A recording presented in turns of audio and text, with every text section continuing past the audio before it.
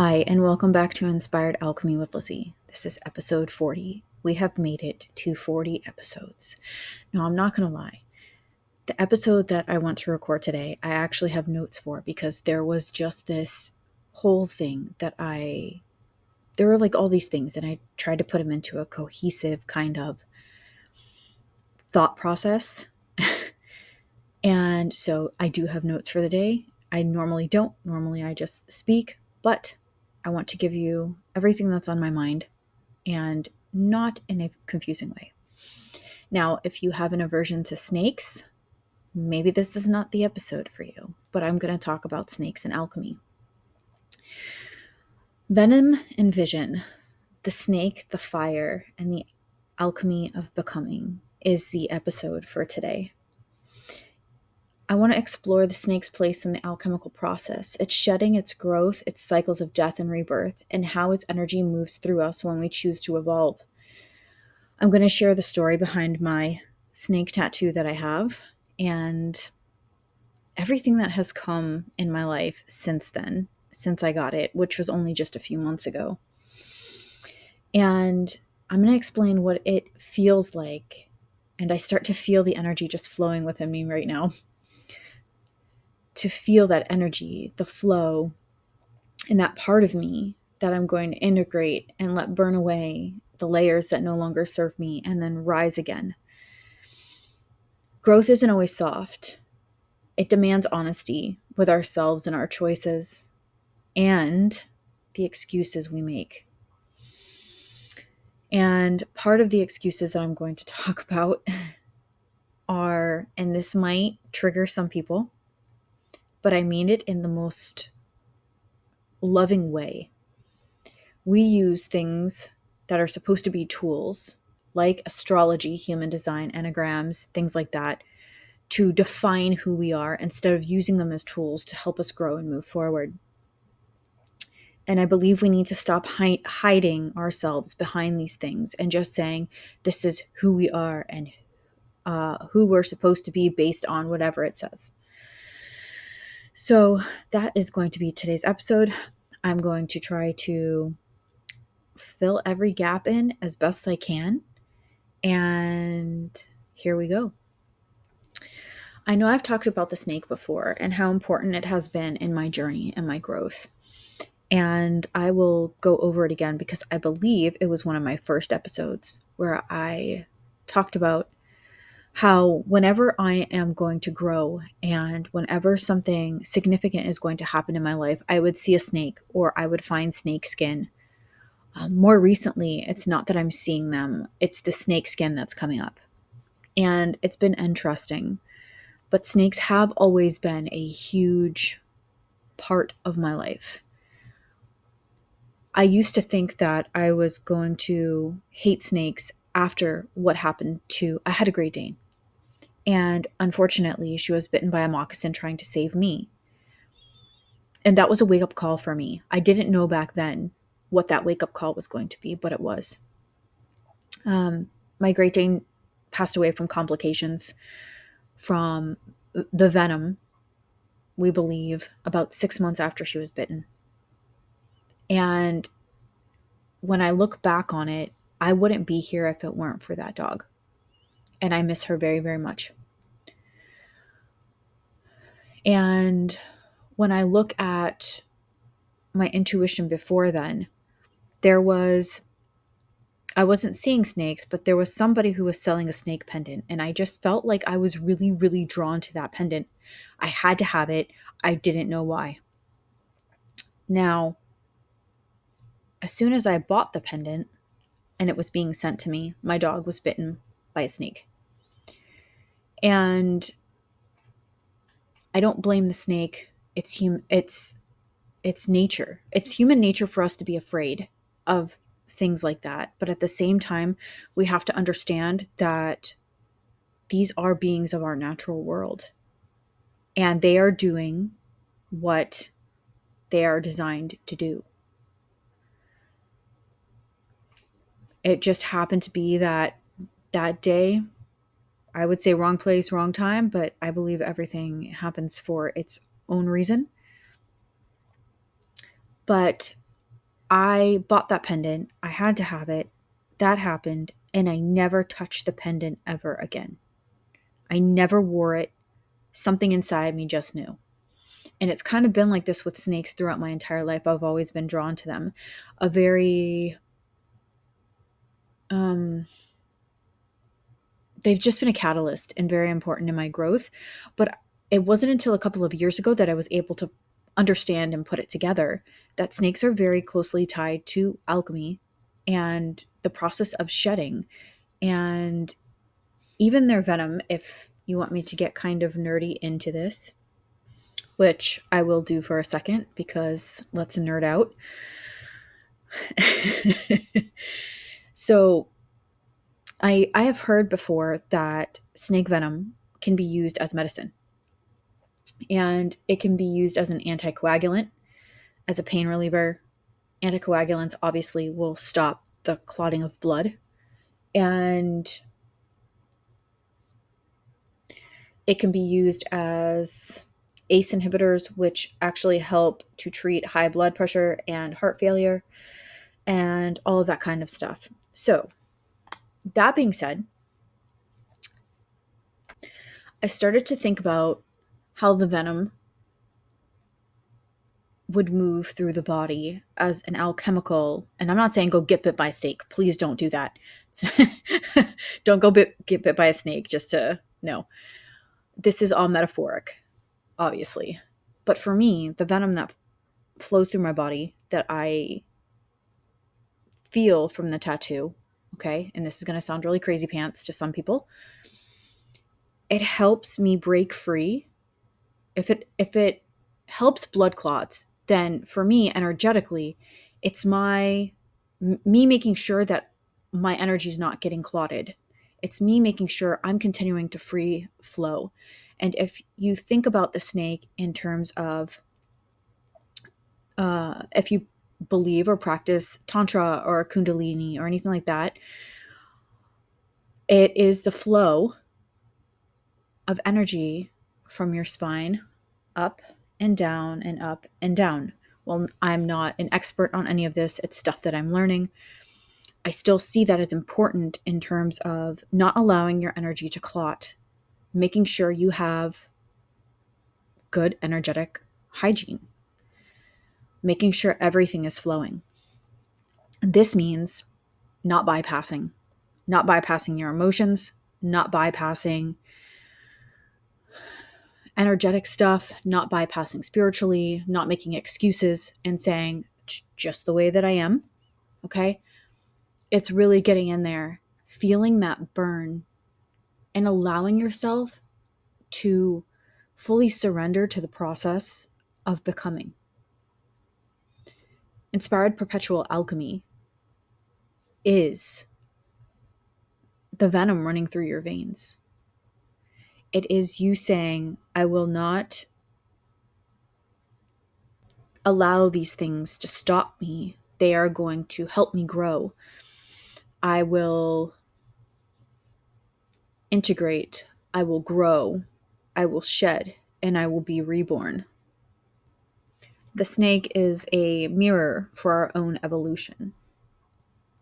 And going back to my story about my dog, I'm grateful that my dog was there, even though she's gone. She saved me. And so I'm using gratitude, which is a core value of Inspired Alchemy, as fuel by appreciating and honoring the people who have been in my life, the teachers, the lessons, the guides, the people who have loved me, the people I have loved. Using all of those things as fire for my transformation to integrate and to use the tools necessary to continue to move forward. And Inspired Perpetual Alchemy is allowing yourself to burn, to feel that slow burn, even though it might drive you insane sometimes. Using your tools to be able to soothe, cool that feeling of insanity sometimes as you are being burned and reborn, just like a phoenix. In some cultures, the snake does represent the phoenix, and vice versa. So you're taking all of these things and allowing yourself to burn, to rise, and to embody what you've learned. And that's the most important part, is embodiment. You cannot think that you're going to continue to grow if you refuse to embody what you have learned. If you start to push it to the side and say, you know what, no, that's too much. I don't want to do that. That doesn't feel, if you're too scared to do it, okay? If it's too scary. I understand things are going to be scary, and we're not going to go outside of our comfort zone into the anxiety zone, which I have talked about before. But at the same time, there's a point in time and a level of awareness that you can't just say, I'm not going to do this anymore, because your soul will scream at you to say, I need this. I need change. Burn it all. And then that's what happens. We must break through every single day the excuses and the glass ceilings we have built for ourselves, and the limiting beliefs that we have built into our psyche. And we have to choose to rewire and reframe these beliefs and these thoughts, because that's what's going to help us grow. So let me talk a minute about the tattoo that I got. I actually posted a picture of it today, which is very interesting because I got this tattoo, and if you haven't seen, on my left arm, I have my Phoenix key, which is beautiful, and it has been here to unlock the doors for me that needed to be unlocked. And it continues to do so. And it unlocks things for me that I need to see, I need to hear, I need to understand in order to keep moving forward.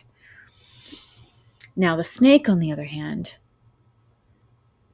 which is on my other hand, so it's on my right arm, it hurt a little bit more. If people tell you tattoos don't hurt, they're lying. Period. I can handle the pain. My key didn't hurt as bad as the snake, but I was actually expecting that. But it's interesting that I've had this tattoo for months and I still haven't posted about it yet. And I feel like that's because I was waiting for the time when I actually felt everything start to come together, even though it might be very slowly. So the tattoo that I got is beautiful and I love it.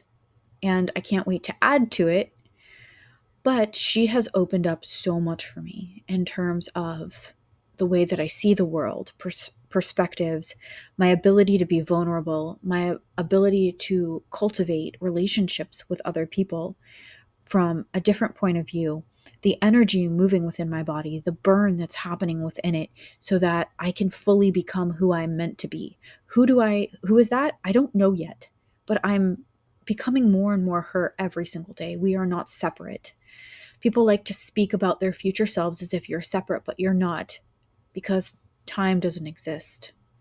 And we are all riding these timelines together. And so who I am in the future is who I am now. I'm just unraveling her. And I am in the art of becoming, because it is an art. And there's a lot of awareness and perspective that goes into it. And not just awareness and perspective that you sit with. It's what you put into action, what you allow to move and flow through you. So having these two tattoos together maybe it's just symbolic, maybe it's my psyche. It's completely opened up something for me that I can't fully explain in words yet. And each tattoo I get is part of who I am. And I feel like, and I wasn't expecting to actually go into the tattoos except for the snake, but each tattoo I get is a new part of my wholeness. So that is an interesting perspective. And that's been throughout my entire time. I have like 6 tattoos, but I plan to be covered one day. But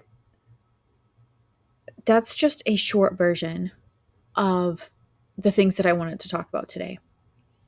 Just that fire of becoming, the art of becoming, that inspired perpetual alchemy, that you're constantly following the next inspired thing, which is perpetual alchemy.